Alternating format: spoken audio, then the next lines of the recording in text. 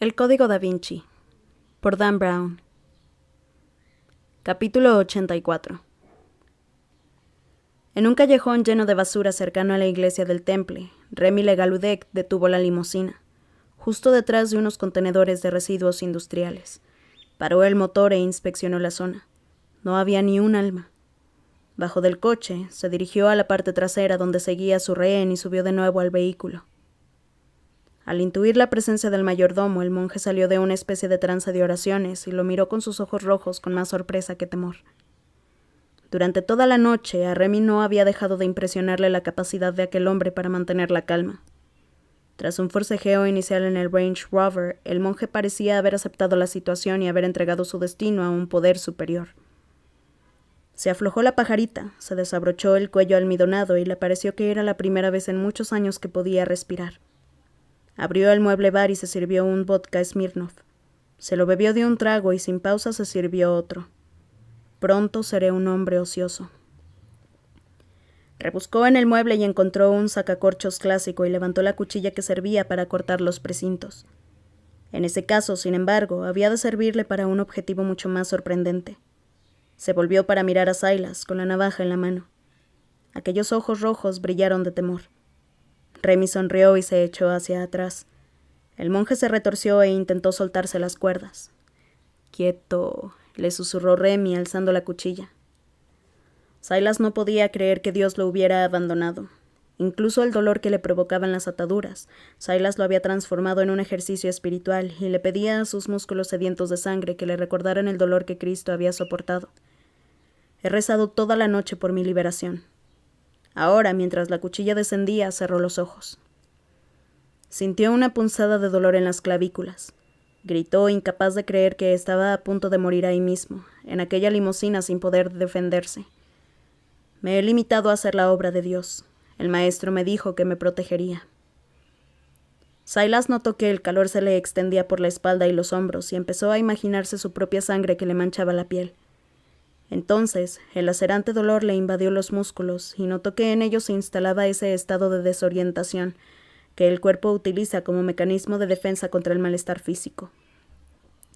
Como la quemazón le recorría ya todos los músculos del cuerpo, apretó más los párpados, porque no quería que la imagen final de su existencia fuera la de su asesino.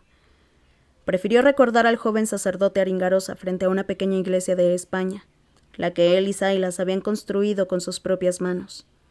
El principio de mi vida. A Silas le parecía que tenía la piel en llamas. «Beba un poco», le dijo el hombre del smoking con acento francés. «Hará que le circule mejor la sangre». Silas abrió los ojos al momento, sorprendido. Tenía delante la imagen borrosa de alguien que le alargaba un vaso. En el suelo un montón de cinta adhesiva junto a la navaja limpia de sangre. «Bébaselo», insistió aquel hombre. «El dolor que siente es por el riego sanguíneo que vuelve a sus músculos». Silas notó que las oleadas de calor se transformaban en pinchazos. El vodka sabía fatal, pero se lo bebió agradecido. El destino le había repartido muy malas cartas aquella noche, pero Dios lo había resuelto todo con un giro milagroso. «Dios no me ha abandonado». Silas sabía cómo lo llamaría el obispo Aringarosa. Intervención divina. «Ya hace rato que quería liberarle», se disculpó el mayordomo, «pero me ha sido imposible. Con la policía que ha llegado al Chateau Villette y luego con lo del aeropuerto no he podido hacerlo antes. ¿Me comprende, verdad, Silas?» «¿Sabe mi nombre?», dijo el monje desconcertado, echándose hacia atrás. El mayordomo sonrió. El monje se sentó y empezó a frotarse los miembros agarrotados. Sus emociones eran un torrente de incredulidad, agradecimiento y confusión. «¿Es usted el maestro?». Remy negó con la cabeza y se echó a reír. «Ah, ojalá tuviera tanto poder. No, no soy el maestro. Como usted, yo también estoy a su servicio, pero el maestro habla muy bien de usted. Me llamo Remy». El monje estaba maravillado. «No lo entiendo. Si usted trabaja para el maestro, entonces ¿por qué Landon ha llevado la clave hasta su casa?» «No es mi casa. Ahí es donde vive el más reputado historiador sobre temas del Grial, el señor Sir Lake Tibing». «¿Pero usted también vive allí? Las posibilidades de que...» Remy sonrió sin ver ningún problema en la aparente coincidencia. Lo que ha pasado era totalmente previsible. Robert Landon estaba en posesión de la clave y necesitaba ayuda. ¿A qué otro sitio acudir mejor que a la casa de Lake Tibing? El hecho de que yo también viviera allí es lo que hizo que el maestro contactara conmigo en un principio. Hizo una pausa. ¿Por qué cree que el maestro sabe tanto sobre el Grial? Silas lo entendió todo en ese momento y se quedó boquiabierto. El maestro había reclutado al mayordomo que tenía acceso a todas las investigaciones de Sir Lake Tibing. Era genial. Tengo que contarle muchas cosas, prosiguió Remy, alargándole la pistola a Heckler & Koch. Acto seguido cruzó por el panel de separación y tomó un pequeño revólver de la guantera. Pero antes usted y yo tenemos un trabajo que terminar. El capitán Fash bajó de la avioneta en Biggin Hill y escuchó con estupor el relato de lo que había sucedido en el hangar de labios del inspector en jefe de la policía de Kent. Yo mismo inspeccioné el avión, dijo, y allá adentro no había nadie. Además, añadió con un tono más severo, debo añadir que si el señor Tibing presenta algún cargo contra mí, ¿me veré obligado a... ¿Ha interrogado al piloto? Por supuesto que no. Es francés y nuestra jurisdicción exige que... Lléveme al avión. Al llegar al hangar, Fash no tardó más de 60 segundos en localizar un rastro anómalo de sangre en el suelo, cerca de donde había estado aparcada la limusina. El capitán se acercó al jet y se aporreó el fuselaje. Soy el capitán Fash de la Policía Judicial Francesa. Abra la puerta. El piloto, aterrorizado, hizo lo que le ordenaban y echó la escalerilla. Fash subió a bordo.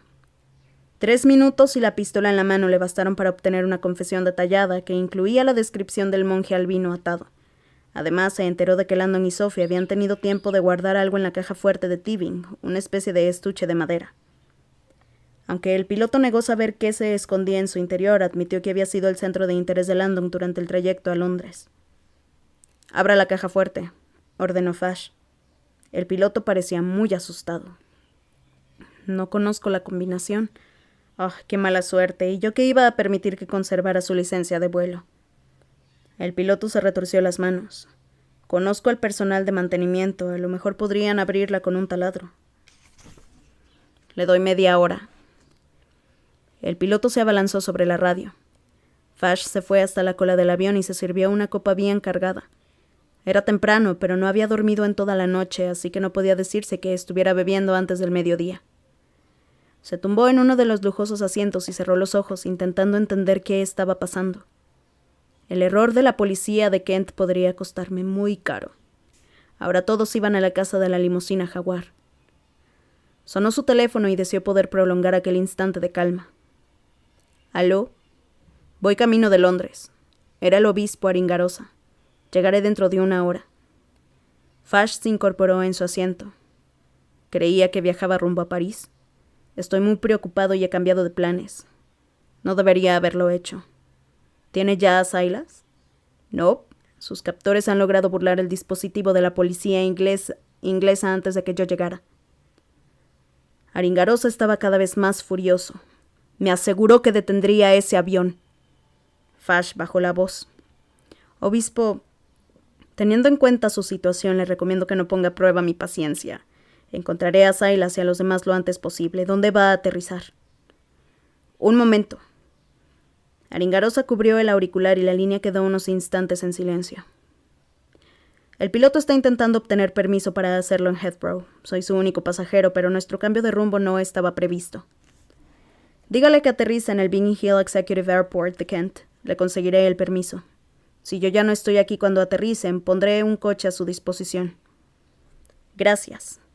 Como ya le he dicho antes, obispo, hará bien en recordar que no es usted el único que está a punto de perderlo todo.